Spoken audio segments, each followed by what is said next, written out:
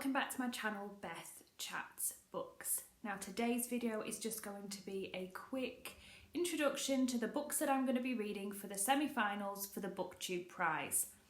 So I am now judging the non-fiction again for the semi-finals round, and I am non-fiction group A. So I'm going to go through some of the books and explain to you where I'm up to. And then obviously you will see my vlog once I start getting these books, reading these books, reviewing these books.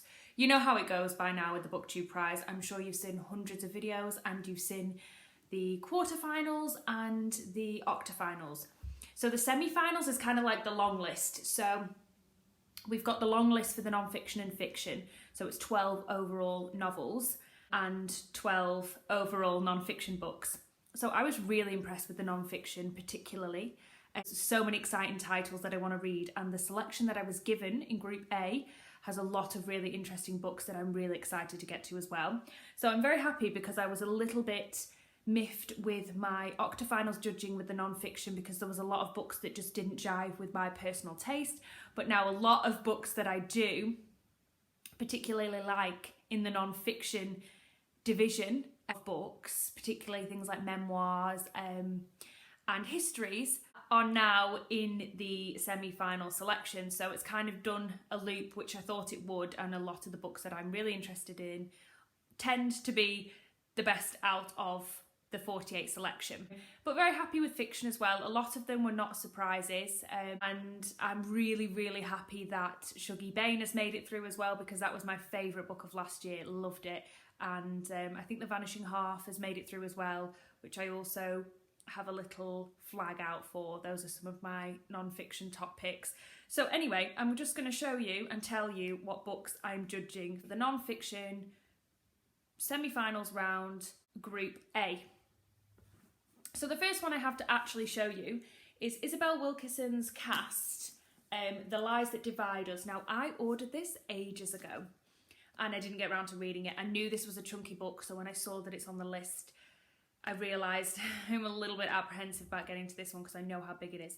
But I really want to read her other book, The Warmth of Other Suns, and I ordered both of these at the same time quite a few months ago now, because I think she will be a non-fiction author that I will absolutely love. Everybody says how fantastic her writing is, and Cast has had an absolutely incredible response from reviewers and book lovers. It's kind of a Booktube darling, I think, and kind of a book reader darling. A lot of people say how incredible this is, and I think the photo as the cover is absolutely stunning.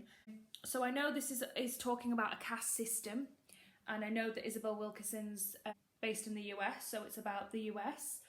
Oprah Winfrey here is put profound, eye-opening, sobering, and I've always been really interested in American history, particularly America's history with race. I studied a lot at A-level about the civil rights movement, and now with the Black Lives Matter movement, that kind of social history really interests me.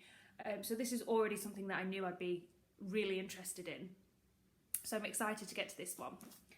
Then the next ones, I'll just have to put a picture up because I don't have them to hand.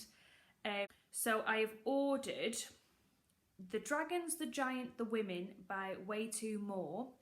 I think this is a memoir. I've literally heard nothing about this, and I actually haven't seen anybody review it on any of the Booktube vlogs that I have seen, so I do not know what it's about. Let me see if I've saved it on my Goodreads so that I could tell you guys about it. Okay, so it says it's a memoir of escaping the first Liberian Civil War and building a life in the United States. So that sounds interesting. That's something that I don't know anything about. Again, it's memoir, which I really enjoy with non-fiction. My three go-tos are historical non-fiction, true crime non-fiction, and memoirs. So that ticks the historical fiction and the memoir box. So yeah, that sounds fascinating. Excited for that one. I have also ordered, so that one is actually coming as a book, but I am waiting for that to be ordered, a physical book. I don't know if that's hardback or paperback.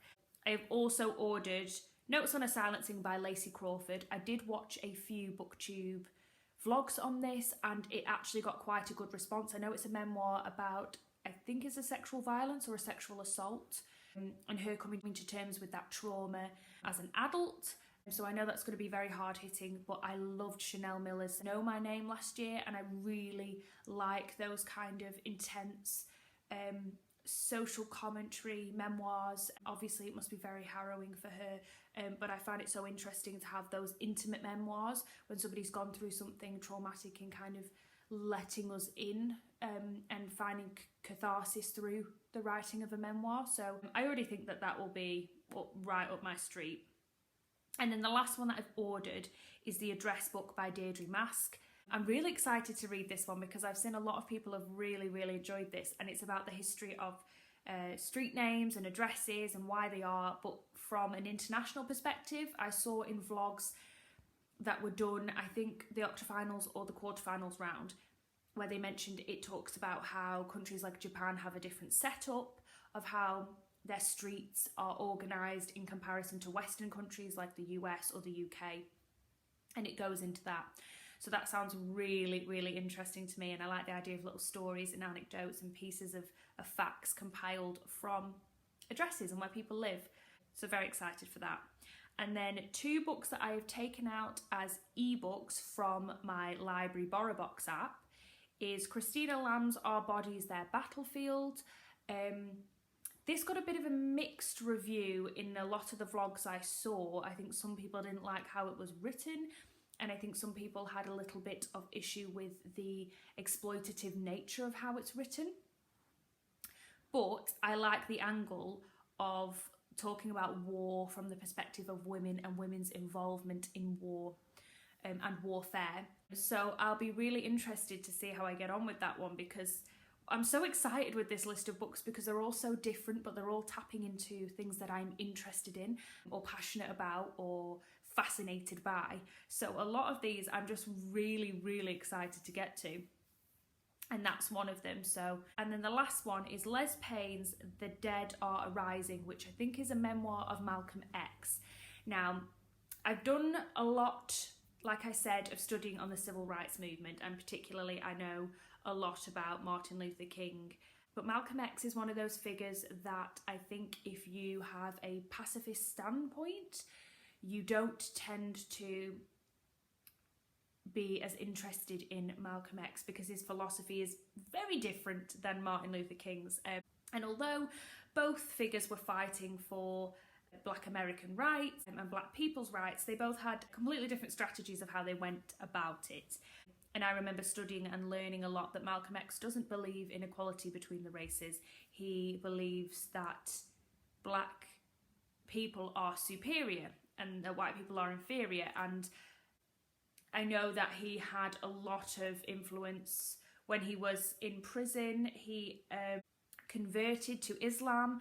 So there's a lot of things that interest me about Malcolm X, but I don't know whether I have a lot of misconceptions about him based on the Black Panther movement and the more militaristic, violent, some say more violent or more pro-violence to get an end that they see justifiable, as opposed to Martin Luther King's pacifist stance on non-violent protests. So I don't know whether all of these things that have just spilled out my mouth are misconceptions based on not knowing enough about Malcolm X. So I'm really interested to see what this non-fiction will teach me, and if I really do need to relearn my history and relearn the ways that I view Malcolm X, because I know he is a very talked about figure. He's a very revered figure, and I don't know enough about him to feel confident in how I feel about him as a person. So I think this book will really help me lay the groundwork for that. So there are all the books. I'm sorry I could only actually show you cast because I have a couple of books coming and then those are ebooks. But I'll start my vlog as soon as I crack on reading them, and then I can let you guys know how I get on. And then obviously you'll only be able to see it when the semi-finals is closed, but as always it will be uploaded here. But this is just a little teaser for what I'll be reading over the next 2 months. So thank you guys so much for watching, and I'll be back very soon with a brand new video. Bye.